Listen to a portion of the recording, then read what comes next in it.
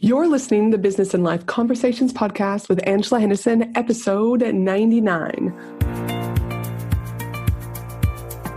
Hey there, you're listening to the Business and Life Conversations podcast. My name is Angela Henderson, and on this show, we talk about improving your business, life, or both by having amazing and rich conversations with brilliant guests who will inspire you and who will give you tips and tricks to help you grow both in life and in business. Well, hey there, and welcome back to another awesome episode of the Business and Life Conversations podcast. I'm your host, Ange, from Angela Henderson Consulting, where I am a business consultant and coach who has helped hundreds of amazing women business owners get all the pieces in place to have consistent 5-figure months and then on to 6-figure years without burning out in the process. So often we hear about the strategy we need to grow sustainable and profitable businesses, but we don't hear about the different levels of business consciousness that we have to go through. You see, the journey towards becoming a successful 6-figure, 7-figure, and beyond business owner is a journey of transferring the levels of consciousness. That's right, levels of consciousness. In this episode, I'm thrilled to bring on my business friend Loren Trlin to talk about what does levels of consciousness mean, why it's imperative for businesses to understand these levels of business consciousness.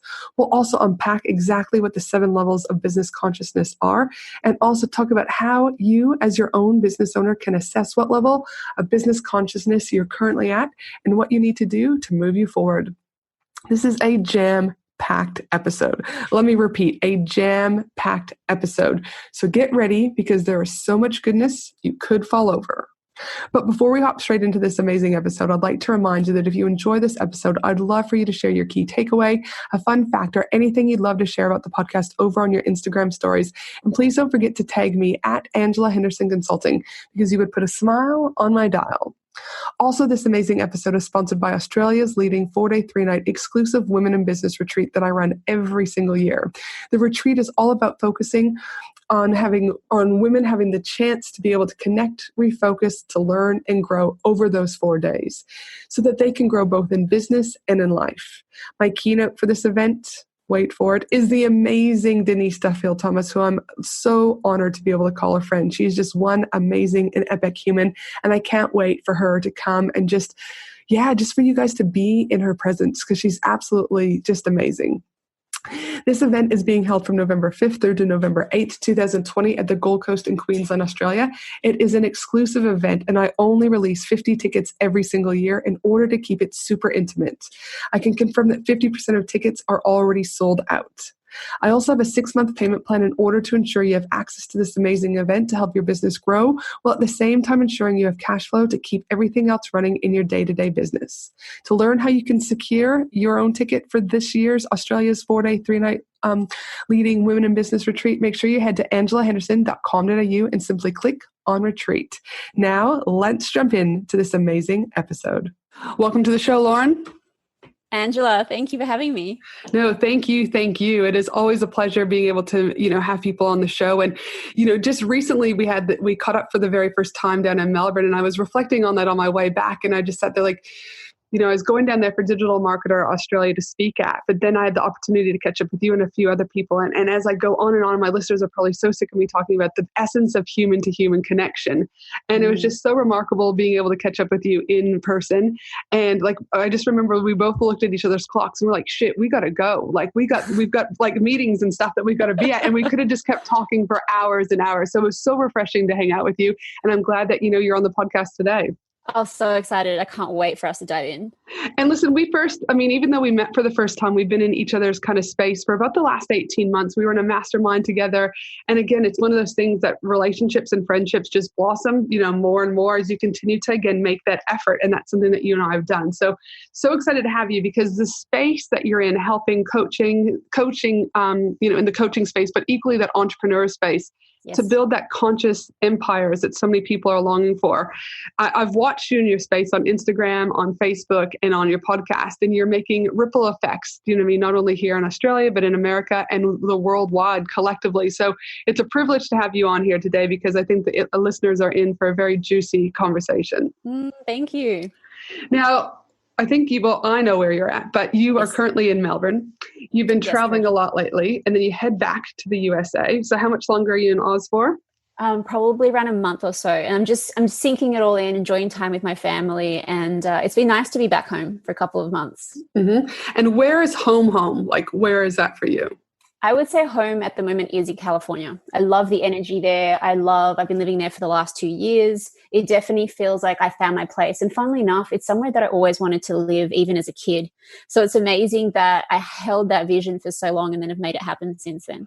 Yep. And where were you originally born? Because again, similar to me, people get confused with the accent. So tell us a little bit more. So I grew up in Perth, Western Australia, and then I actually worked as an attorney or a lawyer for a number of years. Mm-hmm. And before I realized that, I've always wanted to run my own business and there's never the perfect window of opportunity. So I launched a few businesses while I was actually working full time, mm-hmm. and then realized that it was time to just take the leap and go for it. And that's how I ended up in the online business coaching space.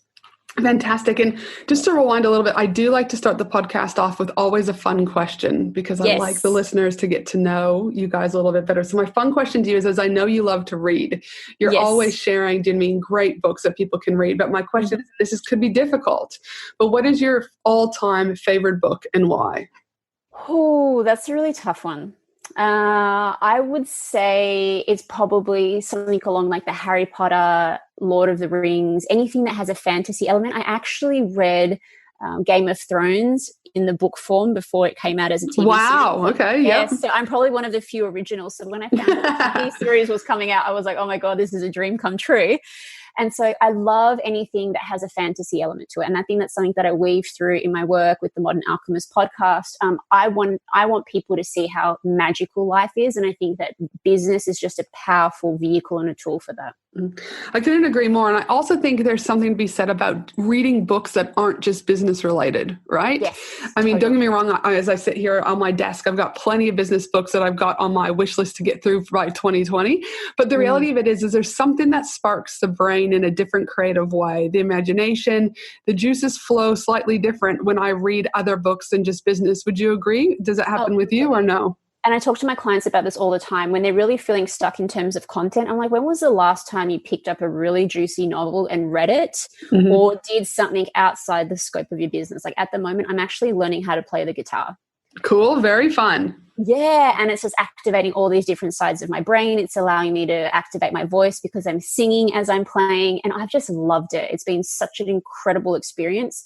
And so, yeah, I highly recommend that we have these other things that make our life interesting because I always say, the more that you go and fall in love with your life, the more that life falls in love with you.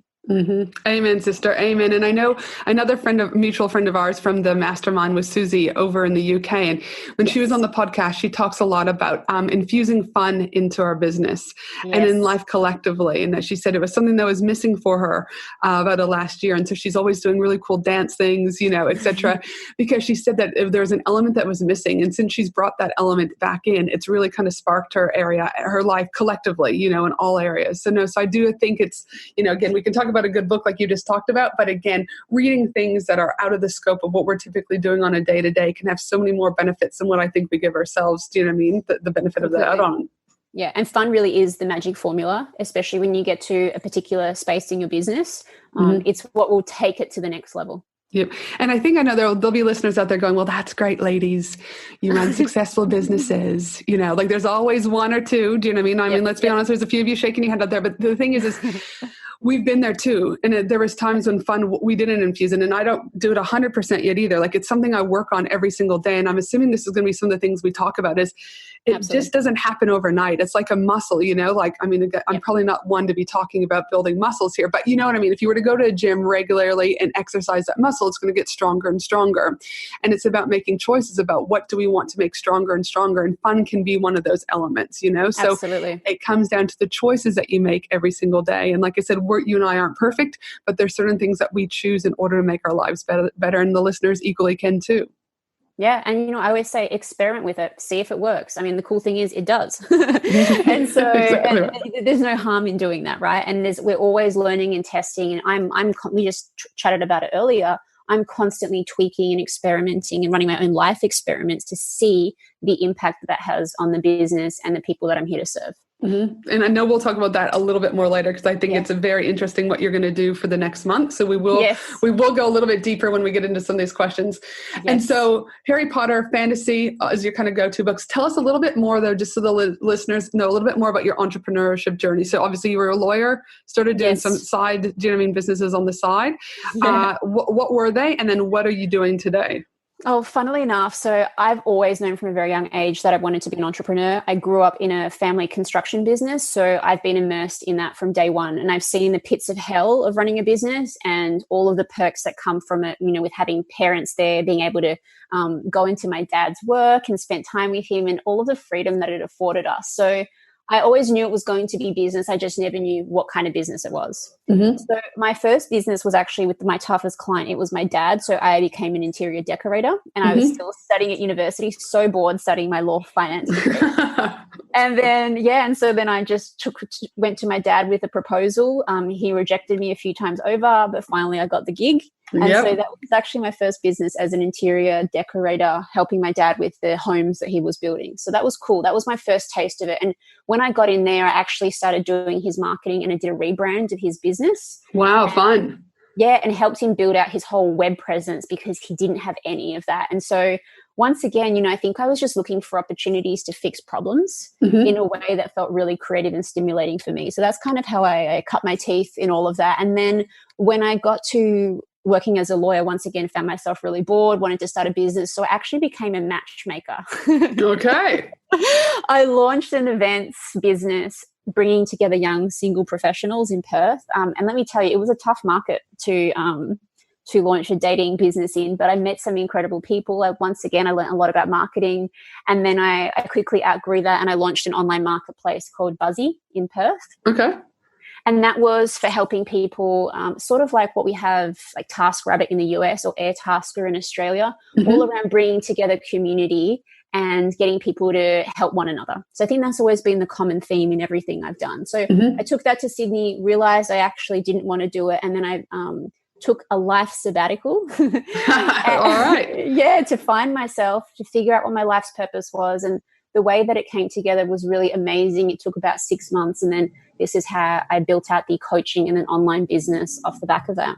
Dude, fantastic. And you've created a wonderful community, you know, especially for women in business. I know you help you're always open to helping whoever, do you know what I mean? But what I'm saying is that women's space, and, you know, making an impact and showing that, again, the empowering women, do you know what I mean, to really step into their self, figure out what's going on. And because, again, they're not just here for themselves, they're here to serve other, do you know what I mean, other humans in whatever capacity that is. And you're doing remarkably well in that. So tell us about today, because today I think is going to be a hot topic for those listeners out there about the 7 levels of business consciousness. Yes. But so many people, like, I mean, because I know you, I can kind of get what that means. But there'll be many listeners out there going like, what are you two going on about? Like, can you back it up a little bit, right? So just so that we're all on the same page, and to help the audience really understand, what do you mean when you say levels of consciousness? Yeah, so a lot of like my deepest life passion and work revolves around understanding what human consciousness is, how we can leverage it. And so one model that I came across very early on in my coaching journey was The Levels of Consciousness by Dr. David Hawkins. And for me, it's just been this phenomenally powerful model of understanding the different views that people have about their world and the world around them, and how we can, by understanding the different models of the world that are available to us, how we can better understand ourselves, how we can better understand others. What I love about the levels of consciousness is that not only does it help me understand other human beings, but it helps me understand my business.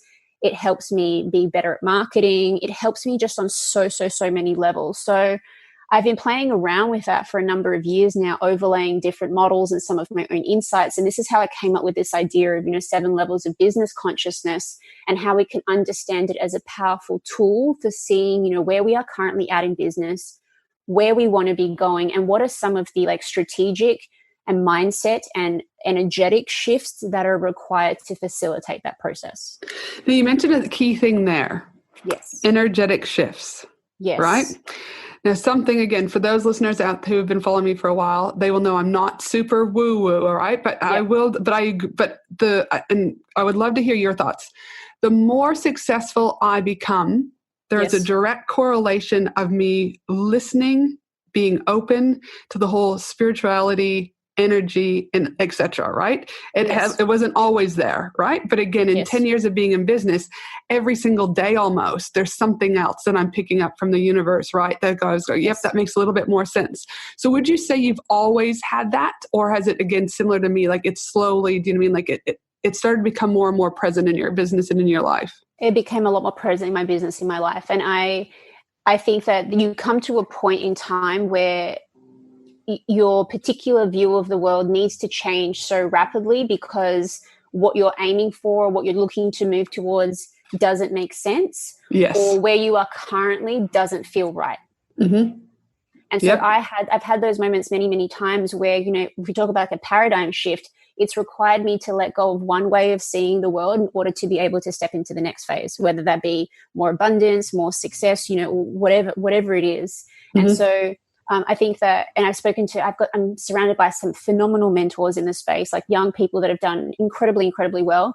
And the one key piece in this that I keep seeing over and over again is that there is an element of whether you call it spirituality or universe or source that is required when we get to a particular level. Otherwise, things just don't make sense anymore. No, I totally agree. You know, again, we were talking a little bit about this in Melbourne, right? Yeah. I think, again, you just start to see the world in a different space, right? Yeah. And if you look at some of the most successful people in the world, Oprah, Elon Musk, et cetera, et cetera, et cetera. Do you know what I mean? Obama, et cetera. There is an element that they bring this, and not bring, but they allow this into their world, right? Completely. So I look forward to talking a little bit more about this. But so I was just curious to know, because again, it hasn't always been present for me, but I can definitely, even when I'm on, say Instagram or when I'm at a bookshop, there's more and more titles of books that I never really took notice of, where now that's what I notice. And so I'm like, again, there's an element of, I believe that it's needed and necessary for me to embrace this. Whereas before I wasn't looking for it, I didn't need it. And I'm assuming we'll probably talk about this when we get more in depth about those 7 levels of business consciousness, because I think when we are in that kind of early stages, do you know what I mean? Some of the way our brain works is we just can't take on anymore. We're not accepting of it, right? I totally agree. Yeah. So why, though, do you think it's imperative that businesses start to understand these levels of business consciousness? Like, what are the benefits and what are kind of the cons if they don't start to look at these levels of business consciousness? Yeah, so what I love about understanding the levels of consciousness is that it gives us a roadmap. And I don't know, I'm sure most of your listeners are like this.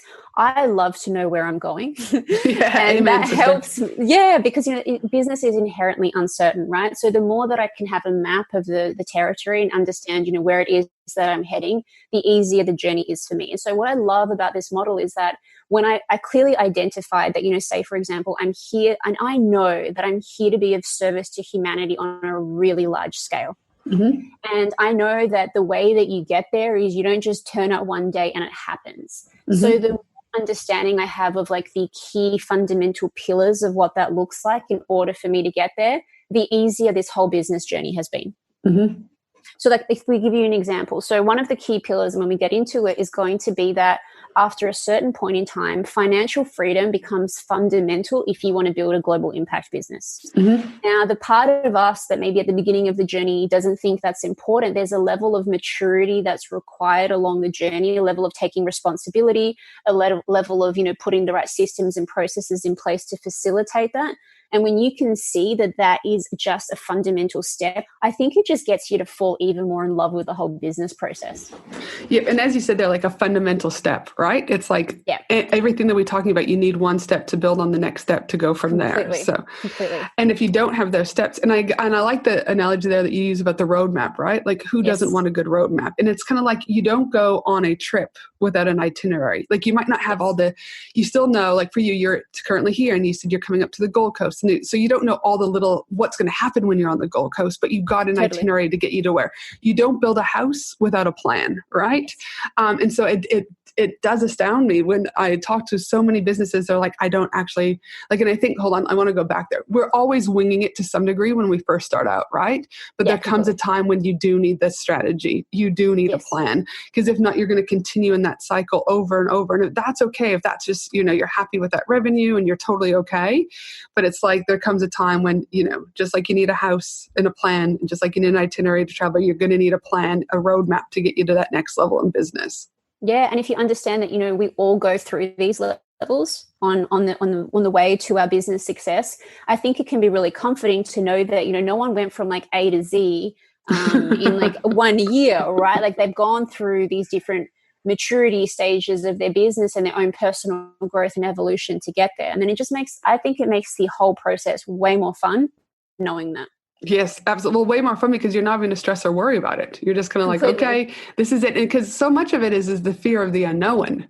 I don't know what this means. I don't know what this means. And I think then we've got the blockages and then we don't, do you know what I mean, really step into what we need to be doing because we can't control it. The perfectionism, I mean, all those things start to come into play, right? So the sooner you can have some clarity in a map, the less overwhelmed, less anxiety provoking. And I can only say that more than likely direct correlation is you gain momentum, right? Because you've got that comfort. So yeah.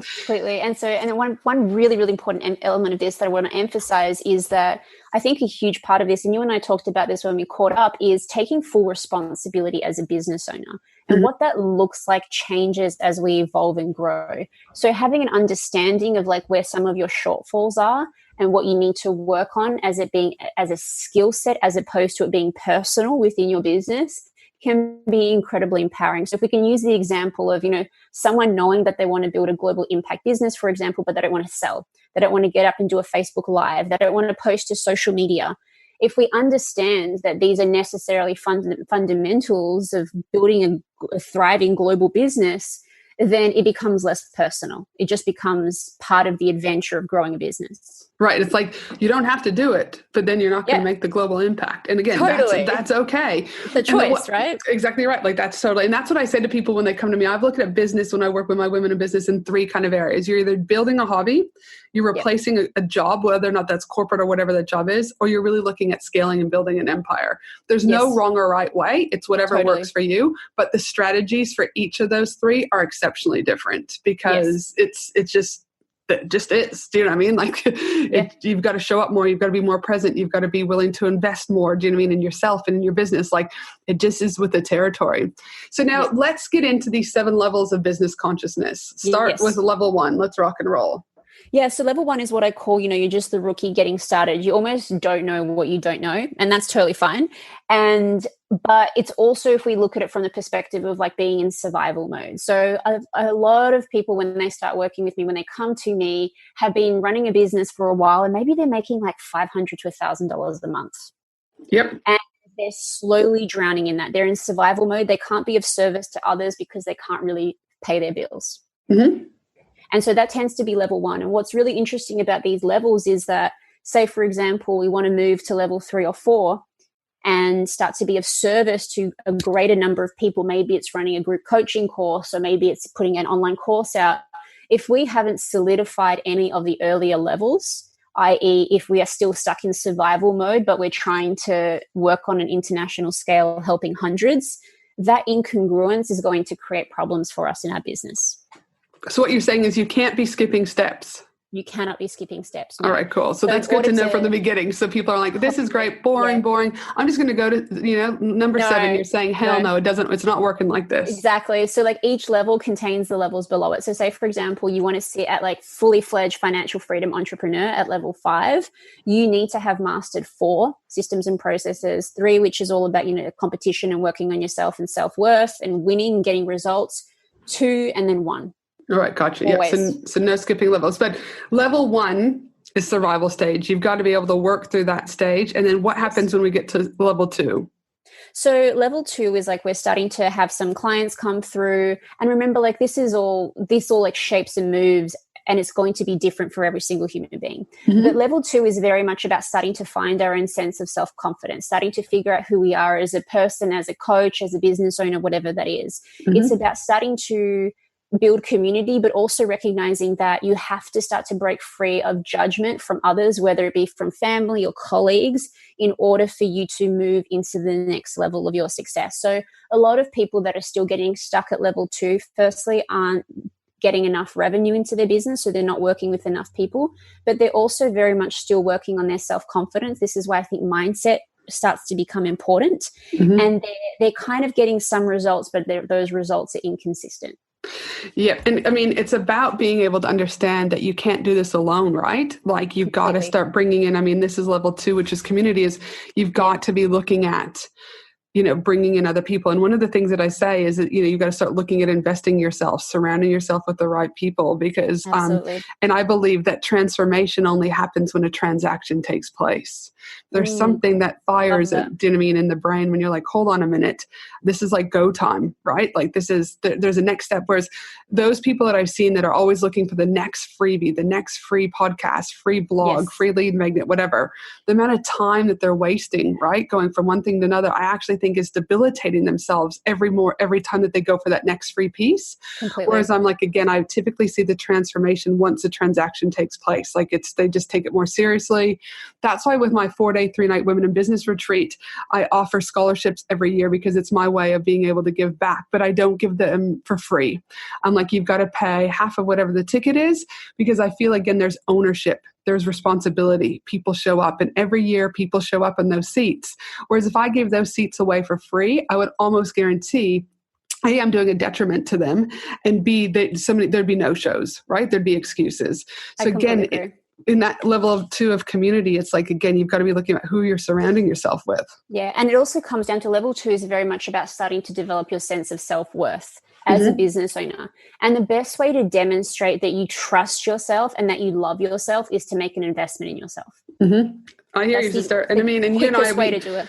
And we didn't start off that way. Do you know what I mean? No. We started going to free events, then we started to pay a little bit more. And I know that, I spend anywhere from like 40 to 60 grand a year on professional development, but it's not just the professional development that I say to people, it's the connections. Like, look, I would never have met you if I wouldn't have invested $20,000 into that mastermind, right? Like, totally.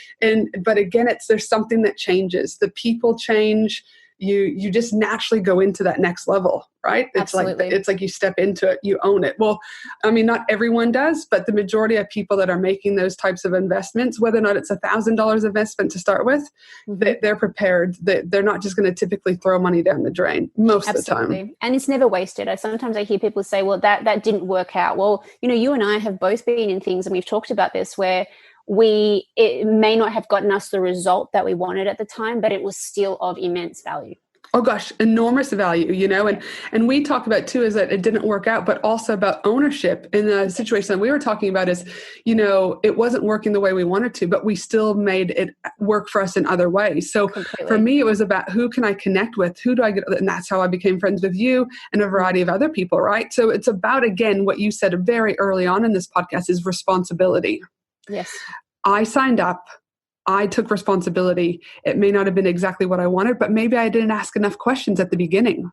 Maybe I didn't push to get people on a call so I could understand it more, right? So I need to take responsibility for that, but I need to also take responsibility for, well, what do I do with this now? So again, responsibility is key. Yeah, it really, really is. And it's the moving out of level 1 and moving out of level 2 is about really letting go of that aspect of ourselves that wants to play into victim as well, and drama, or like the emotional roller coaster when things aren't working. So we really want to start to solidify our sense of self to have a better understanding of when we are playing in victim and when we are taking full responsibility, because the business journey is very much almost like, if you look at it from the journey of being born to becoming a toddler, to learning how to walk, to being the child, to the teenager, to the fully fledged adult. It's the same journey. And we have to go through the steps of, really stepping out as the toddler that wants to have the tantrums into the adult that takes full responsibility for all aspects of ourself and our business. And so that I just want to kind of paraphrase there. So we've got level 1 survival, we've got level 2 community, and what you were just talking about is that level 3. Is that right? Around self-worth and also that like competition about. Yeah, it starts to be built into like levels 2 and 3. So level 2 is very much community based and starting to build a community around you, but also growing your self-worth. In level 3, we really start to step out more on our own. So we're finding our own 2 feet again. And a lot of people feel quite uncomfortable moving from, let's say, level 2, where we might have had more of a community, to really starting to step into our power and valuing other things that we may not have valued earlier on in our journey. So a classic example of that is someone that doesn't want to make the transition into doing enrollment calls or selling, or wanting to set particular financial goals and be really, self-competitive in making it happen. And that's because they're rejecting elements of the level 3, the competitiveness, which is inherent in all of us as humans. There's a great way to do competition and a not so great way to do it. And so this phase is very much about starting to solidify that. And do you think, again, how much of that comes down to when you talk about stepping, I guess, away from that community almost and stepping into your own power? I know for me, when I was in that level, there's also almost an essence of loneliness too. Yeah. And that really like, lonely. because for me personally, it was just one of those instances where it's like, there's other people who weren't stepping into that level at the same time I was. Completely. And then it was kind of like, they kind of make passive aggressive remarks, right? Or they used to be cheering you on, right? And now next thing you know, it's like, oh, well, you're doing that again. Or it was just like, right? And so there was also an essence for me anyways. And I think though I've seen this in all of the areas, at all levels to some degree, right? But that level to me was a big one where I was like, ooh, okay. I've got to, get out of that drama, right? That survival and all that other stuff, right? And I was like, this is me. I'm here for a bigger thing. I can't control what these other people are doing. I can only take responsibility for me. But it didn't mean any less that I wasn't still, there's a level of loneliness going, shit, like it can't be this hard or lonely. What are your thoughts about that? And it's a really good point. So all of these levels have a beautiful light aspect to it and a shadow aspect. Mm-hmm. So the beautiful aspect of level 2 is that, you're finally finding your community, your collective, your whatever you want to call it, your clan, your family. But then the shadow aspect is that it can also hold you back at the same time. Mm-hmm. So I'm always wary of, which communities do I place myself in at all levels to make sure that they're a match for where I want to be going. Mm-hmm. And so there will come a time where we have to be happy and comfortable setting ourselves apart from the pack in order to get to the next stage. But the beautiful thing is that level 4s and 6 bring community back again. Yep. And I know I read a post recently on your personal page. This isn't just reliant on shedding or loss of business friends, right? It can also mean that you may be letting go of some people who you've been friends with for many, many years, or even having to let go of family members. Yeah, level 2 is very much about family and friendship. Yep.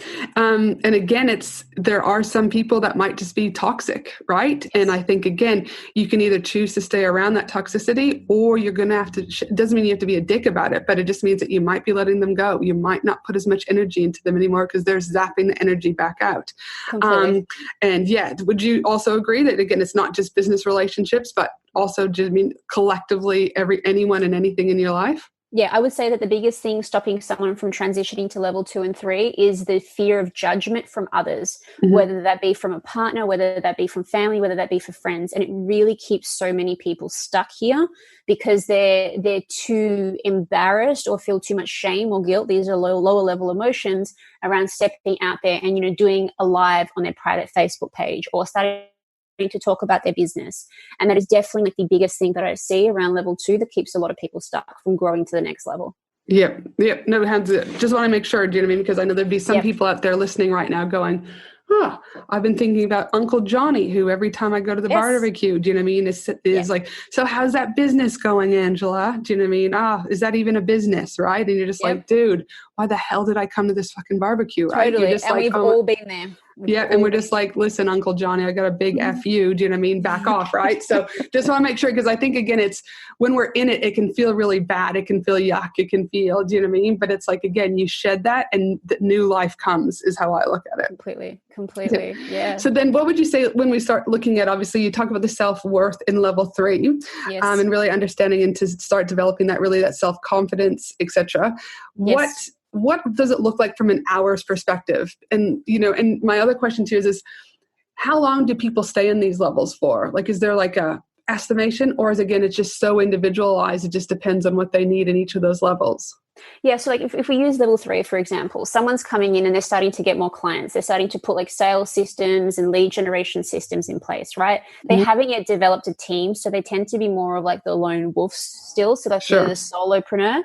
And what they're finding is that they're starting to get busier. So maybe this is like it depends really on the business. Maybe it's like the year 1 to maybe year 3 phase of what that business looks like. And they're just filling up their calendar. If it's, say, for example, they're doing coaching, they're doing a ton of coaching, or they're really, really busy within the business, but they're not really doing much beyond that, beyond making the sale and delivering the service. They're spending less time on the systems and processes which are required in the next phase in order to be able to leverage their time. Yep. And so let's go move to that next phase, because I think systems and processes are such an important factor. And it's something, Yes. even with my clients that come in early, I'm still trying to plant the seed.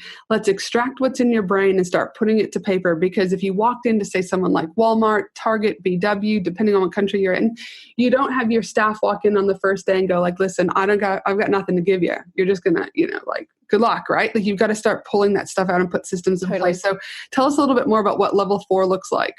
Yeah. And so what I love about, having like these levels of consciousness is that we can almost pre-plan, which is kind of what you're getting to, right, Angela? Yeah. It's about understanding that, like, I know that I'm going to build a global impact business one day. I'm going to make sure that even from day one that I'm filing my stuff properly, that I have the proper systems and processes in place, that maybe I start off by hiring a bookkeeper just to help keep that aspect of my business sorted. So level 4 is very much about building infrastructure and systems and processes here that will lay the foundation for a really powerful business. So say, for example, you've gone from a solopreneur.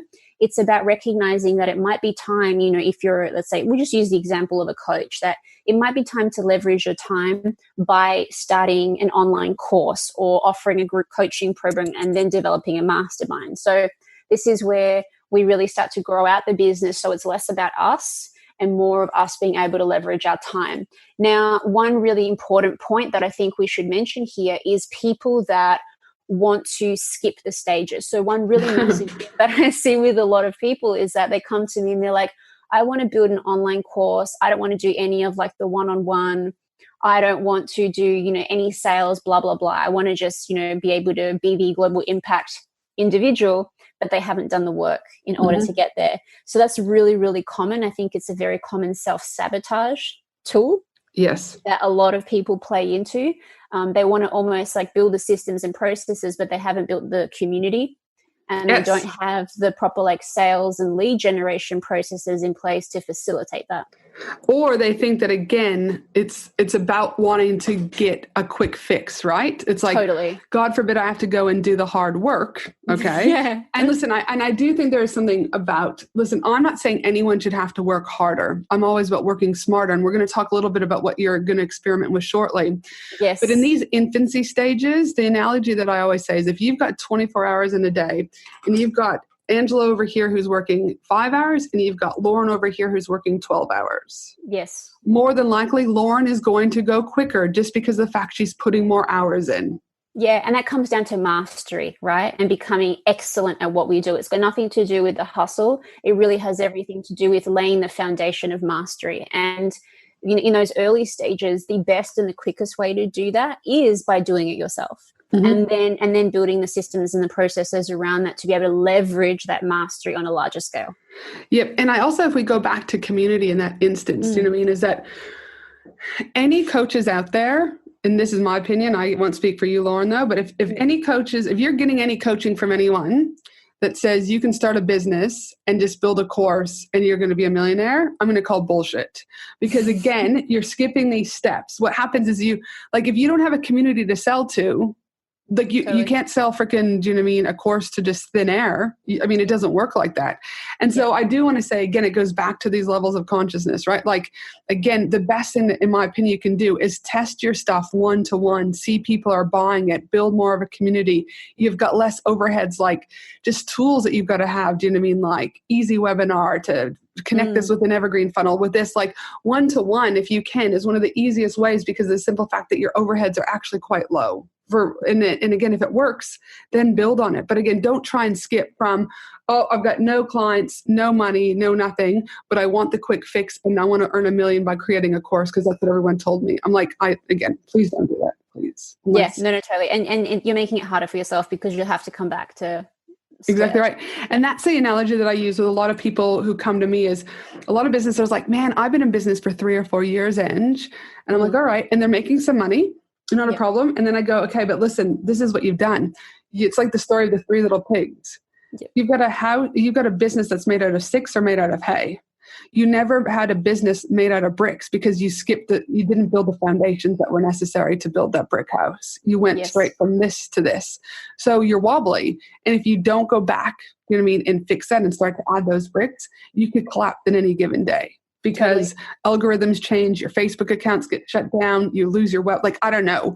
And so again, I'm all about building those foundational elements. And a lot of times, more so than not, even with businesses who are making $500,000 that I'm working with, we have to go back to the foundations before we can get them to scale. Completely. And it might seem that you're going slower in the short term, but it's much faster in the long term. 100%. We just had a client, again, that I was working with.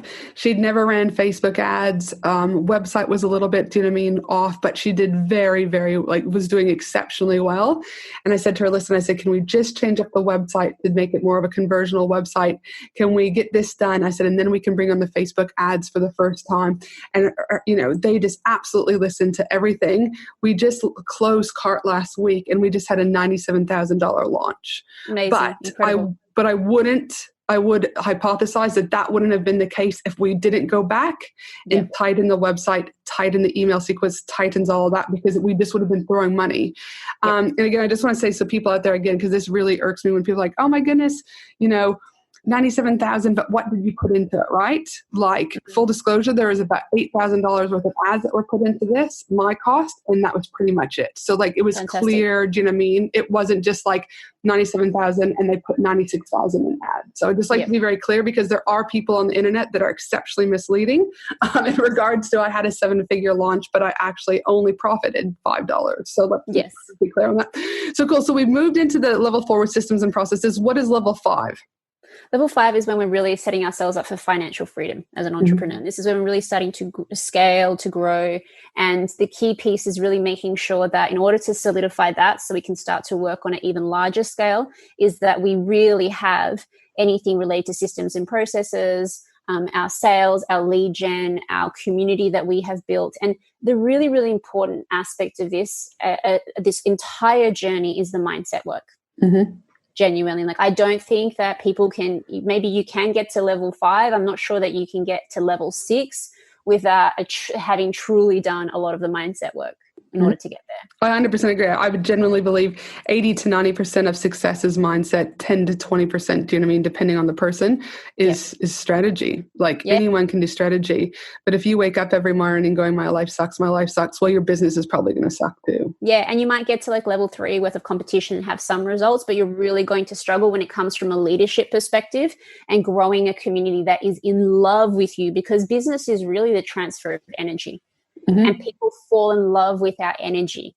A lot of the times, I don't know how many times someone signs up with me and they'll say something along the lines of, it was just as if your energy was speaking to me, or the universe told me to contact you. Mm-hmm. Yep. 100%. It's energy, right? And so this is energy mastery is a huge part of this entire process. And in this stage where they're, do you know what I mean, they're starting to scale, starting to grow, and the mindset comes in, what do you think what is the primary thing that they need to really get training on? Is it specifically the mindset, or have they already been working on the mindset? What's the one main thing that you're this is what you should be doing? I think it's about, there's definitely a huge piece around strategy. And then it's about also building out the team, knowing what to do when, and knowing what to focus on as well. And I also think you said something key there about leadership, right? Yes. Is as a solopreneur, and this is kind of the stage where a few of us are at, I'm not speaking on behalf of you, but just a few of my other friends and I, where we're and I actually think we talked about this in Melbourne, is no one at this stage is teaching you, when you kind of get to these levels, that this is what it looks like, right? So you've gone from solopreneur, you have a few contractors, you start bringing on a few team members, but you really do go into a CEO role. And in that CEO role, the job description is different to what it was as solopreneur. So you need to be showing up, and the leadership skills have to be there, right? And it's, these are a few of the things that, I know I'm working on, is that my team, in my mind, I'm going, yeah, team, you've got what you need, right? But what they're saying is, actually, no, we'd love you to check in every day. Just hey, how is everyone? What's going on, right? Where I'm dude, just my personality is dude, just do the work, right? Let's rock and roll, right? But that's where that leadership, it does change, it shifts, because all you've had to do is worry about you paying a few contractors, but that leadership is different. What are your thoughts about that? Completely. And, communication becomes really key. And then it's also about shifting yourself as having to do everything. So learning how to let go is a huge part of this process, and trusting that you have developed the right people in your business that are hopefully even better at what they do than you were. Totally. In some respects, like you become a little bit obsolete, which is really, really interesting. And you become more of the face of what that business is. Yes. And then you've got the whole team behind you at the same time. Yep. Amen, sister. I hear you. Yeah. And we go into level 6. So once they kind of got the team, they're stepping into leadership. Now we're looking at global impact, correct? What does that look like? Correct. So the financial freedom piece is in place, and the systems and processes and the empire is essentially in place. So now, and it depends a lot on the business. I would say that, I'm still very much solidifying the entrepreneur piece. I've been in business for 3 years. I could probably spend let's say another 5 years before I'm really getting to the global impact piece. But this is very much about recognizing that you've solidified all the other levels in place. Your mindset is in a really good place. Your frequency is in a really good place. And what this very much becomes about is less about proving yourself financially and more about truly just being of service to humanity. Yeah, and I think a person who, in my opinion, does this exceptionally well is Allie Brown. Allie, do you know what I mean? She's creating legacies, in the event, for whatever happens. Yeah. She's comfortable, from a financial point of view. She's kind of ticked all the boxes, right? So obviously money is great, but this is my perception of Allie, right? Yeah. But she's going, how do I make this bigger impact? You know what I mean? Yeah. What does that look like? And, she's just started a thing called The Trust, where it's about making sure that women business specifically, when they hit those 7, 8, 9, 10-figure marks, have a place to be able to go and be nurtured and get the support they need, because that's a piece that she believes is lacking. So someone who I believe has really done good at global impact, is Allie Brown. Beautiful. And the really beautiful part about this is that piece around being of service and of impact to humanity, we can bring that through even if we're at level 1 and 2 and 3. And so what most people don't realize is that, the vibration and the essence of being of service to our fellow human, whether we're doing sales calls, whether we're turning up and delivering free content, if we can start to tap into that energy of selflessness and service, it becomes much easier for us to get to level 6. What happens is that too many business owners at the beginning of their journey, they're so focused on me, and survival, that they're not thinking about the person whose problems they're actually here to solve. Yep. And I think that's the thing is people are so often worried about where's the next, about the transaction, right? Yes. Is this going to happen here? Is this happening here? Where's the next dollar coming from? Et cetera, where I'm a firm believer that if you lead with, value first, yes, you inevitably will become, profitable. And a good book that I've read, and I've read it probably 20 times, it's one of my all-time favorite books, and I talk about it often, is The Go-Giver by Bob Burg and John David Mann. And they talk about the 5 laws of stratospheric success. Yeah. And they talk about the number one thing is the law of value. Your true worth is determined by how much more you give in value than you take in payment. Then they talk about the law of compensation. Your income is determined by how many people you serve and how well you serve them. They talk about the law of influence. Your influence is determined by how abundantly you place other people's interests first. And they go on to talk about the law of authenticity. The most valuable gift you have to offer is yourself. And they talk about the law of receptivity. The key to effective giving is to stay open to receiving. And it's a book that, again, I've read it many years ago and continue to read it a couple times a year, to be honest. And the other thing that I like about them is they talk about the traditional, if you think of a traditional sales process, you've got a prospect, you qualify, you present, you overcome with objections, you might close, you might follow up, and you might provide some customer service. Yes. What Bob and David talk about is that if you create value, touch people's lives, you build networks, you be real, you stay open, you will be profitable. Always. And so their take is very counterintuitive to what so many other people are teaching on the internet. But it's something that I followed for a very long time. And those that have followed me for a long time also know that this is really the essence of human-to-human marketing, placing other people's needs first and the rest will come, right? So again, this would be a whole nother conversation we could talk about, but I'm glad that you talked about it, because I think, again, the sooner people can realize about it, especially the law of value, and that your true worth is determined by how much more you give in value than take in payment.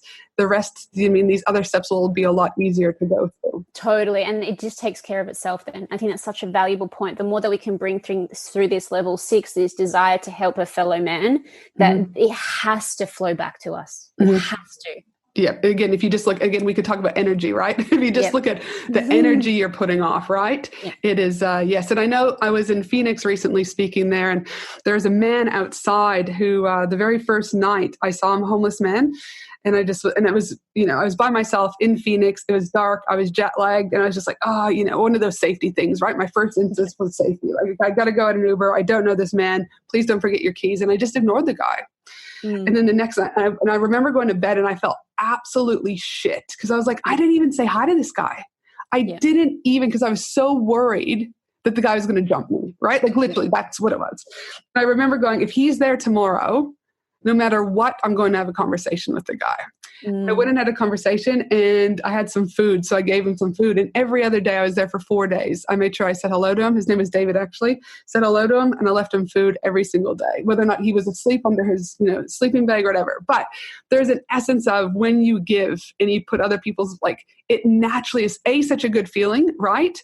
But it just is like, and these are the things that I try and do all the time too, right? Like give here, do this, do that. Cherie from Digital Picnic also does this really well. She'll like leave the $2 coin in the LD cart because she in hopes that the shopping trolley guy gets more money, right? Like there's all these little things that we can do. It doesn't have to be big, but the sooner that we can lead with heart, I genuinely believe, your business, I know it doesn't feel like it at the beginning because you're just like, I need to make sure that I can pay my bills. I think we both get that, but the sooner you can lead with heart, the better it will be for you, yourself, the community, and the business. Yeah, it just shortcuts the whole entire process. It really does. And so let's go into number 7. What is that final level 7? I jokingly put this in there that you've kind of transcended the real world, and you've reached, business, personal enlightenment, and now you get to go and, whether it be become an investor, to invest in other businesses, you get to continue with your global impact. It's kind of like the joking level that I'm not sure how many people reach that in their lifetime, but if we look at this as being the self-transcendence journey, is very much a journey of becoming the best version of ourselves. And the more that we do that, the more that business just gets taken care of.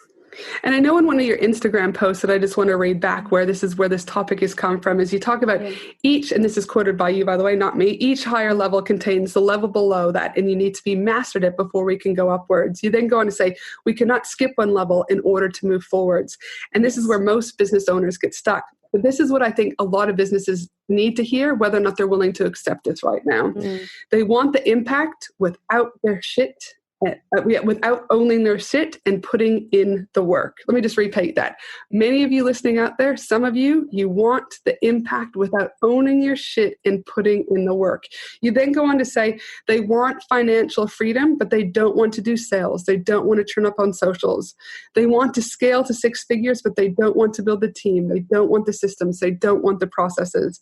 They want millions of dollars, but they're not willing to do the mindset, the energetic and strategic work to become the person that can impact thousands.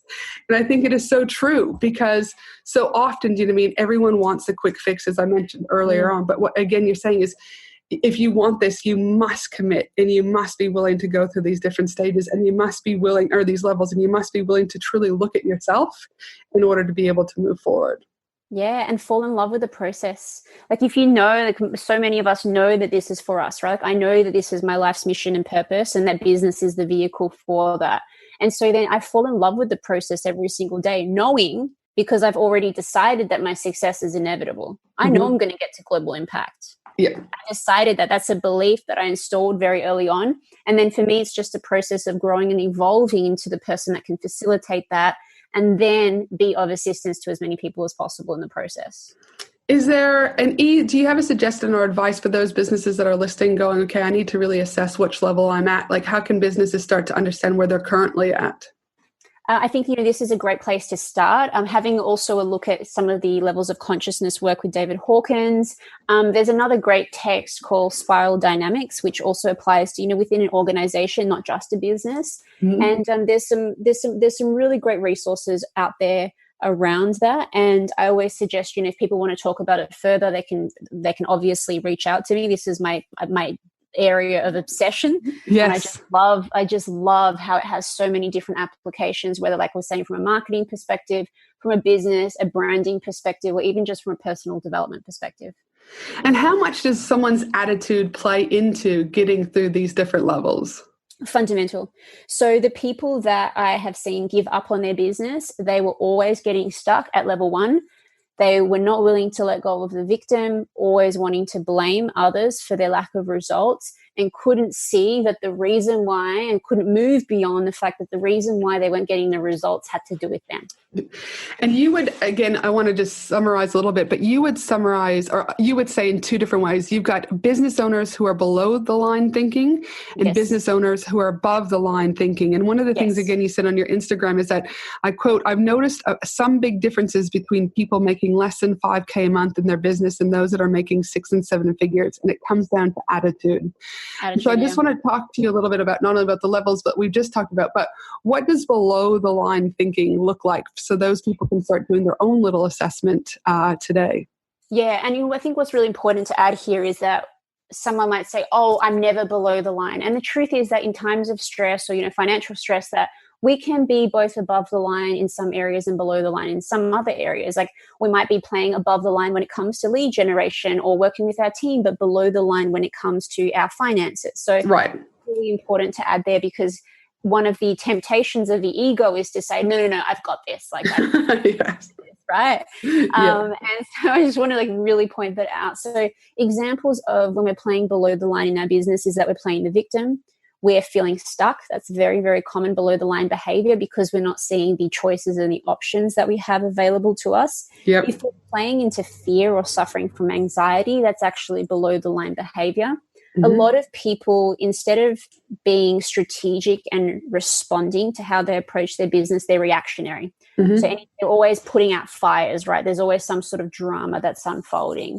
Yep. Other examples of this include, making excuses for why your Facebook ads aren't working, or for why you didn't do the particular work, or for why that thing didn't work out.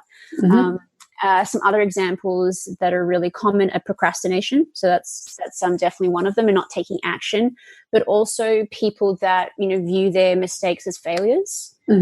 People that only see problems and not solutions. And then finally, a really big piece around this is vagueness, not having clarity around where you're going. And that lack of clarity is actually a below the line way of operating within your business. And that also leads to that scarcity, right? They're going, oh, it's like a scarcity mindset too, right? Like totally. As opposed to being like, I have all the resources available to me. I just have to get creative as to how I make this happen. And so in comparison, if we then obviously below the line thinking, the judgment, the victim, the stuck, the vagueness, the scarcity, what does above the line thinking look like? So I always say that, we're the hero of our own story.